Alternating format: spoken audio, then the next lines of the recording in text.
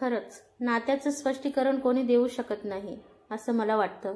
असंख्य नात्यामधलं नवरा बायकोचं नातं मला बिलकुल समजत नाही. भूतकाळात केलेल्या चुकाचं प्रायश्चित्त मला भविष्यात करायची संधी मिळाली आणि ते मी केलं. जरी माझं खूप मोठं नुकसान झालं असलं तरी मी खूप समाधानी आहे. आपल्या चुकांची शिक्षा आपल्याला कधीतरी मिळणारच आणि ती मी भोगायला तयार झालो होतो आज. पण त्या गोष्टी मनाला आठवणीची फुंकर देऊन जातात. माझं वय 27 झालं होतं. 27 वय पूर्ण झालं की घरातल्यांचे डायलॉग सुरू होतात. लग्न करून घे, चांगलं होईल. वय वाढलं की चांगल्या मुली भेटत नाहीत. अरे आपल्या घरात सर्व मुलांची लग्न झाली, तू कधी करणार? माझं लग्न म्हणजे कुटुंबाचा मोठा प्रश्न झाला होता. पण मला लग्नात खरंच इच्छा नव्हती. याचं कारण माझ्यात काही प्रॉब्लेम आहे असं नव्हतं, पण खरंच जॉब नीट नव्हता. खाजगी क्षेत्रात 15,000ची माझी नोकरी होती. कधीही लाथ मारणार कंपनी सांगता येऊ शकत नव्हती. मी नकार देत असलो तरी मला पण हे वाटायचं, कोणत्या मुलीला मी का आवडेन? दिसायला सावळा, 15,000ची नोकरी आणि ती पण खाजगी क्षेत्रात. No property. सगळा पगार घरात खर्चासाठी जात होता. ना पैलवान हाडांचा सापळा. माझ्यापेक्षा भारी वाटेल असा मी. सेविंग नव्हतंच. माझ्या कर्तबगारीची भांडी पूर्णपणे मोकळीच होती. पण तरी मला मुली देतील याचं कारण माझे बाबा. माझ्या बाबांची प्रॉपर्टी, त्यांचं चांगलं राहणीमान, सर्वांना मदत करण्याचं नेचर. बाबांना बाजूला केलं तर तशी माझी किंमत शून्य असेल. मला कोण का म्हणून मुलगी देईल? मी हार मानत नाही. माझे प्रयत्न, मेहनत चालू होती, पण यश भेटत नव्हतं. स्वतःला जर स्वतःबद्दल अभिमान नसेल तर बायकोला कसा असणार? 2 महिने घरात लग्नाची पिपाणी वाजत होती. घरातल्यांना सांगून कळतच नाही. आई बोलली, अरे मुलगी आली की नसीब बदलेल. लगेचच बाबांचा टोमणा. बाबा बोलले, करून घे आता लग्न. चांगली नोकरी मिळवता आली नाहीच, परत चांगली मुलगी पण मिळवता येणार नाही. बाहेर काय असेल तर आताच सांग. आता तर मी आरोपी नसताना फाशी मिळणारच. इच्छा नसताना मी लग्न करायला तयार झालो होतो. दुसऱ्या दिवसापासून पत्रिका जुळवणं, फोटो बघणं सुरूच. मी लक्ष देणं सोडलं होतं घरातल्यांकडे. 15 दिवसात चांगली मुलगी मिळाली. बघायला जायचा प्लॅन घरातल्यांनीच ठरवला. मी जॉबचं कारण सांगून सटकलो. संध्याकाळी उशिरा घरी आलो तर खुश खबर, घरचे पुढच्या महिन्यात साखरपुड्याची तारीख ठरवून आले होते. हे ऐकून सर्व गोष्टी किती फास्ट होतात हे जाणवू लागलं. मुलीच्या आई वडिलांना मला भेटायचं होतं.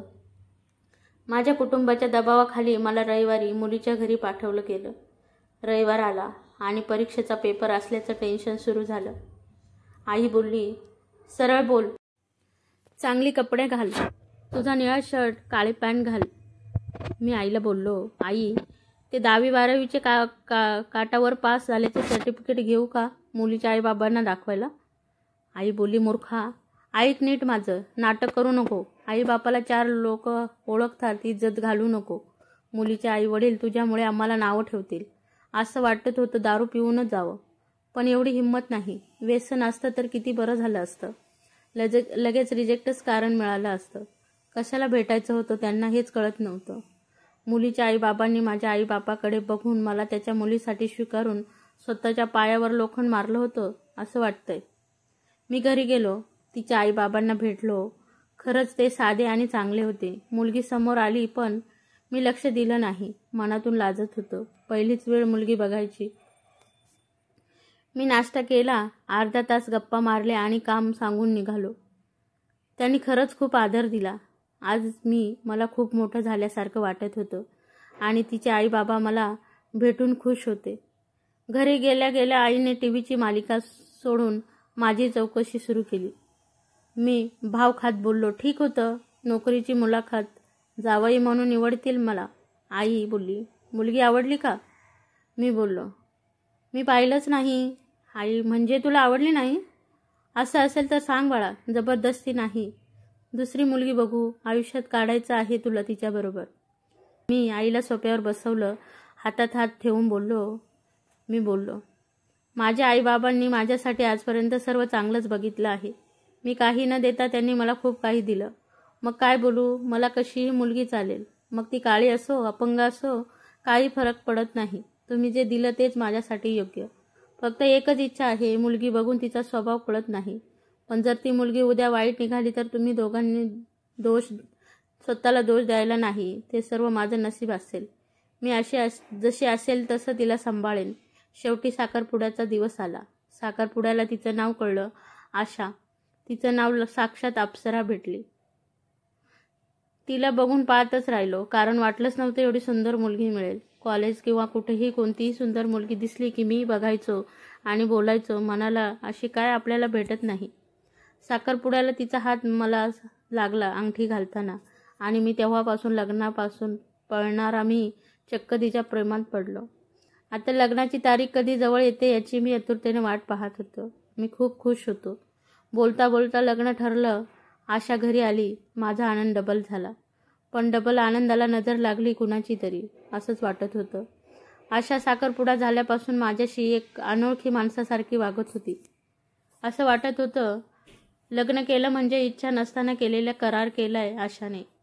तिला मी खूप वेळा विचारलं, लग्न करून खुश आहेस का? ती हो बोलून कामात स्वतःला गुंतवायची. एक दिवशी मला राहवलं नाही आणि मी न राहून विचारले. मी बोललो, आशू काय झालं, का टाळतेस मला? ती बोलली, असं काही नाही, मला तुम्हाला विचारायचं होतं, मी जॉब केला तर चालेल का? मी बोललो, का ग बिंदास? मी बोललो, कर ग बिंदास, तुला हवे ते कर.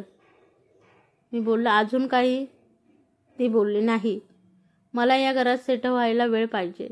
मी बोललो, अगं वेडी एवढंच, तुला हवं तेवढा वेळ घे, फक्त ही गोष्ट आपल्यातच ठेव. तू बेडवर झोप, मी खाली झोपतो. जोपर्यंत तुला मी तुझ्या लायक वाटत नाही तोपर्यंत आपण फक्त मित्रमैत्रिणी राहू. तुला काही त्रास होत असेल तर बिंदास सांग, मी आयुष्यभर वाट पाहीन तुझी. मी स्वतःला परत जॉबमध्ये बिझी केलं. आशा जॉब करून घरातली सर्व कामं करायची. एक चांगली सून म्हणून आई बाबा तिची खूप तारीफ करायची आणि मला पण ते आवडायचं. 1 वर्ष झालं लग्नाला. आशा अजून अस्वस्थ वाटायची. तब्येत खूप खराब झाली होती तिची. लग्न झाल्यापासून मी विचारलं तेवढंच बोलणार. एक रॉबर्ट घरात आणला असं वाटत होतं मला. एक दिवस पण ठीक वाटत नव्हतं तिला असं बघून. एक दिवस मला बस स्टॉपवर आशाची मैत्रीण अनिता भेटली. मी तिला बोललो, हाय अनिता. अनिता बोलली, हाय, कशी आहेस? लग्नानंतर मैत्रिणीला विसरलीस? अनिता बोलली, नाही, कॉल करते मी. मी बोललो, फ्री आहेस का? अनिता बोलली, हो, घरी चालले होते मी तिला बोललो, चल कॉफी प्यायला आणि तुझी मदत हवी जरा. आम्ही कॉफी शॉपला गेलो. कॉफी पिली. मी आशाचं सगळं वागणं अनिताला सांगितलं. मी तिला बोललो, 1 वर्ष झालं लग्न होऊन, पण आमचं नातं नवरा बायको या नावाचंच. ती काही बोलत नाही, काम सांगून टाळते मला तिचा त्रास कमी करायचा आहे, यात तुझी मदत हवी. अनिताला विश्वासात घेतल्यावर तिने मला सर्व सांगितलं. अनिता बोलली, आशाचं सिद्धेश नावाच्या मुलासोबत प्रेम प्रकरण होतं. दोघांनी लग्न पण करायचं ठरवलं होतं, पण आशाच्या आईबाबांनी नकार दिला आणि तुमचं लग्न ठरलं. मी ती सिद्धेशचा पत्ता घेतला आणि अनिताकडून आणि तिला एकच बोललो. मी तिला बोललो, तू मला कधी भेटली नाहीस आणि काय बोलली नाहीस, सगळं विसरून जा. तिला बाय करून थेट मी सिद्धेशला भेटायला त्याच्या पत्त्यावर गेलो. मनात विचार आला होताच की आपली फसवणूक झाली आहे, पण स्वतःला सावरलं, कारण ह्या गोष्टी होतच असतात त्या वयात. सिद्धेशला भेटून खूप वाईट वाटलं होतं. सिद्धेशला एक हात नव्हता. सिद्धेशने मला बघितल्या ओळखलं. तो आश्चर्यचकित झाला होता. सिद्धेश, या, मी तुम्हाला ओळखतो. तुम्ही आशाचे मिस्टर ना? मी आशाचा मित्र. लग्नाला आलो होतो मी आपल्या. हे एवढं मोठं घर तुमचं आहे का? सिद्धेश, हो सर, मीच घेतलंय. मी बोललो, मग तुमच्या घरी कोण नसतं? सिद्धेश बोलला, मी अनाथ आहे, अनाथ आश्रमात वाढलोय. मी त्याला बोललो, माफ करा. मी पुढे गेलो तर पाहतच राहिलो. सिद्धेश एक उत्कृष्ट चित्रकार होता. त्याचं घर बक्षिसांनी आणि चित्रांनी भरलं होतं. मी ती जिवंत चित्र बघून त्याचा चाहताच झालो. खरंच वाईट वाटलं. अपंग आणि अनाथ हा किती मोठा शाप आहे, ज्यांनी 2 प्रेम करणाऱ्यांना वेगळं केलं. आता कळालं होतं सिद्धेशला आशाच्या आईबाबांनी का रिजेक्ट केलं. पण मी मनातच विचार केला की मी सिद्धेशपेक्षा किती छोटा होतो. सिद्धेशची चित्र 1000 लाखात जातच असतील, त्यामुळे एवढं मोठं घर घेतलं. त्याचं घर किती बक्षिसांनी भरलं होतं. मला साधं पेन पण कुणी बक्षीस दिलं नव्हतं. सिद्धेश बोलला, सर कुठे हरवला? पाणी घ्या. चहा पिणार का कॉफी? मी त्याला बोललो, मला महत्त्वाचं बोलायचं आहे. मी पूर्ण विचार करून बोललो, तुम्ही आशाशी लग्न कराल का? सिद्धेश बोलला, काय बोलताय तुम्ही सर? मी त्याला बोललो, मी योग्य तेच बोलतोय. आशाने माझ्याशी एक करार आणि आई वडिलांशी इच्छा म्हणून लग्न केलंय. ती प्रेम फक्त तुमच्यावरच करते आणि सर्व चित्र सांगतात तुम्ही तिच्यावर खूप प्रेम करता आणि तिच्याशिवाय जगू शकत नाही. तुम्ही तिच्या योग्य आहात हे माझं कार्टून विचार करून मला सांगावं. तुमची आशा फक्त तुमचीच होती, तुमचीच असेल. मी सरळ तिथून निघून आलो. विचार करत निघालो. मला आई वडील आहेत आणि मी अपंग नाही आणि पैसा नसताना मी किती श्रीमंत होतो वाचलो. कारने उडवलंच असतं मला. एक बरं झालं असतं, पण मी सिद्धेशला सांगून आलो आशाशी लग्न कर. पण आता प्रश्न होता की माझ्या आईबाबांना आणि आशाच्या आईबाबांना कसं समजवायचं. एक भारी कल्पना आली. कल्पना विचित्र होती, पण यामागे असलेले खोटेपणा कुणाच्या तरी चांगल्या आयुष्यासाठी चांगलाच असेल. घरी आलो आणि आईबाबांना एका रूममध्ये बसवलं. आई बोलली, काय झालं बाबा, असं एका बाजूला का आणलंस मला? मी त्यांना बोललो, मला महत्त्वाचं तुमच्याशी बोलायचं आहे. बाबा बोलले, बोल की मग. मी त्यांना सांगू लागलं, ही गोष्ट ऐकून तुम्हाला त्रास होईल, पण विचार केलं तर तुम्हाला माझी गोष्ट नक्की पटेलच. बाबा बोलले, मुद्द्याचं बोल. मी त्यांना बोलू लागलो, मी आशाला घटस्फोट द्यायचं ठरवलंय. आई बोलली, ए मूर्खा आहेस का तू? तुला काय झालंय? भांडण झाली का तुमची? अरे होतं नवरा बायको तसं. मी आई बाबांना बोललो, तू समजते तसं काही नाही. सगळा दोष माझा आहे. मी तुम्हाला नातू देऊ शकत नाही कारण माझ्यात दोष आहे. हे खरं आहे. मला खूप वाईट वाटलं हे ऐकल्यावर, पण हे सत्य हे समजून घ्यावंच लागेल. मी 3 महिने गोळ्या खातोय. खूप ट्रीटमेंट केल्या पण काहीच फायदा होत नाही. आई बाबा पूर्ण शांत, कोणच काही बोलत नव्हतं. पण अचानक बाबा बोलले, ठीक आहे, असं होऊ शकतं. माझ्या मित्रात पण असा दोष होता. मग तू दत्तक मूल घे, नाही तर बाकी दुसरे उपाय कर. आशाला का घटस्फोट देतोय? तिची काय चुकी? मी बोललो, माझ्या दोषाची शिक्षा आशाला कशाला? ती आई बनू शकते. प्रत्येक स्त्रीला आई बनव असं वाटतं. तुम्ही जे मला बोलला तेच तुमच्या जावयाला बोलू शकला असता का? परत दोघं शांत. मी बोललो, माझ्या आईबाबांनी मला एक शिकवलं आहे. जर आपण स्वतःचं चांगलं करू शकलो नाही तर दुसऱ्याचं वाईट करण्याचा आपल्याला काही एक अधिकार नाही. आशाला दुसरा चांगला मुलगा 100% भेटेलच. आई बोलली, आणि तुझं काय? मी बोललं, माझं टेन्शन घेऊ नका. ज्याने जन्म दिला त्याला माझी काळजी आहे ग. तिथून मी निघून गेलो. दुसऱ्या दिवशी असंच सासू सासऱ्यांना विश्वासात घेऊन सर्व सांगितलं. सासरे बोलले मला, म्हणजे तुम्ही आमची फसवणूक केली? मी बोललो, नाही. मला ही गोष्ट लग्नाआधी माहीत असती तर मी कधीच लग्न केलं नसतं. ही गोष्ट कुणाला माहीत नाही. वाईट वाटेल म्हणून तुम्हाला सांगणं योग्य वाटलं. सासू बोलली, म्हणजे तुम्ही आमच्या मुलीला चुकीचे नसताना घटस्फोट देणार आणि तिला कोण सांभाळणार? मी बोललो, मी घटस्फोट दिला नाही तर तुम्ही कधी आजी आजोबा बनणार नाही आणि दत्तक मूल तुम्हाला चालणार नाही. घटस्फोट झाल्यानंतर आशूचं दुसरं लग्न करायची जबाबदारी माझी. तिचं आयुष्य चांगलं हवं असेल तर तिचं दुसरं लग्न करा. माझा सिद्धेश नावाचा माझा मित्र आहे. एकटा आहे, पैसेवाला आहे, फक्त अनाथ आणि अपंग आहे, पण अप्रतिम चित्रकार आहे. सासरे बोलले, हे लग्न अजिबात होऊ शकत नाही. ज्याला आईबाप माहीत नाही त्याला मी माझी पोरगी देणार नाही. मी त्यांना बोललो, जर तुम्ही अनाथ असता आणि हेच कोणी तुम्हाला बोलत असतं तर कसं वाटलं असतं सासरेबुवा? अनाथ असाल तर त्याला माणुसकी आहे त्याच्यात. 4 चांगली मोठी माणसं ओळखतात त्याला. अपंग असून सरकारी शाळेत शिक्षक आहे. त्याच्या अप्रतिम कलेसाठी मोठे पुरस्कार मिळालेत. मोठी लोक दररोज भेटतात त्याला. त्याच्या चित्राचं प्रदर्शन भरतं तर परदेशी लोक चित्र घेतात. अनाथ असून स्वतःची प्रॉपर्टी आहे, बंगला आहे, नोकर चाकर आहेत, पैसा आहे, अनाथ आश्रमांना दान करतो आणि तो अनाथ आहे त्यात त्याची काय चुकी? आशा त्याच्यासोबत माझ्यापेक्षा जास्त खुश राहील. नाही राहिली मी परत लग्न करेल तिच्याशी. सासू बोलली, पण समाज काय बोलेल? का दिला घटस्फोट? मी त्यांना बोललो, सांगा खरी गोष्ट सर्वांना. सांगा, नाही तर अशा मुलाने मुलीला खूप छळलं. कोण बघायला येतंय? इथं पण पूर्ण वातावरण शांत. मला भाषण करण्यात, खोटं बोलण्यात मोठा आवाज दिलाच पाहिजे. माझ्या शब्दाने आई बाबा आणि सासू सासरे यांना समज पण आली आणि त्यांनी या गोष्टीला होकार दिला. चौघांची मनं मी माझ्या प्रामाणिक खोटं बोलण्यामुळे जिंकली. नरकात जागा बुक झाली या खोटं बोलण्यामुळे. 2 दिवसांनी सिद्धेशचा पण फोन आला. त्यांनी पण लग्नाला होकार दिला. सगळं माझ्या मनासारखं झालं. एवढं करण्यासाठी खरी ताकद मला आशाच्या हसणाऱ्या चित्राने दिली. ते चित्र मी सिद्धेशच्या घरी पाहिलं होतं. त्या चित्रात ती खूप खुश होती आणि आता ती माझ्यामुळे उदास होती. तिला शरीराने जबरदस्ती मी मिळवलं असतं, पण मला सुंदर मूर्ती नको हवी होती. सुंदर मूर्तीपेक्षा जिवंत स्त्रीच बरी. पुढच्या आठवड्यात मी आशाला घेऊन हॉटेल. आशा, पैसे जास्त झाले का? जे हॉटेलमध्ये आणलं आज? मी शांत होतो. टेबलवर केक आला. मी बोललो, आज माझा वाढदिवस आहे.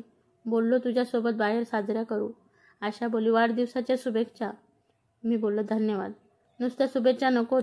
आशा बोलली, मग अजून काय हवं? माझ्याकडे तुम्हाला देण्यासाठी काही नाही.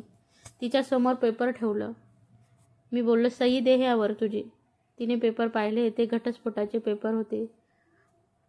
लवकर कंटाळा आला माझा. मी करते सही, काळजी करू नका. मी बोललो, सहीसोबत अजून एक गोष्ट करशील? आशा बोलली, आता अजून काय? मी बोललो, सर्वांच्या माझ्या इच्छेने तुला सिद्धीशी लग्न करायचं आहे. तो तुझ्याशिवाय खुश राहणार नाही. मी सर्वांची संमती घेतली आहे. तू फक्त लग्नाला उभी राहा. हे ऐकूनच आशा खूप रडायला लागली. तिचं रडणं थांबतच नव्हतं.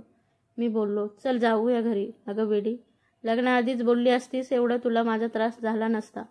प्लीज रडू नको. लोक मला मारतील तुझ्या रडण्यामुळे. तू खुश राहा एवढीच माझी इच्छा आहे.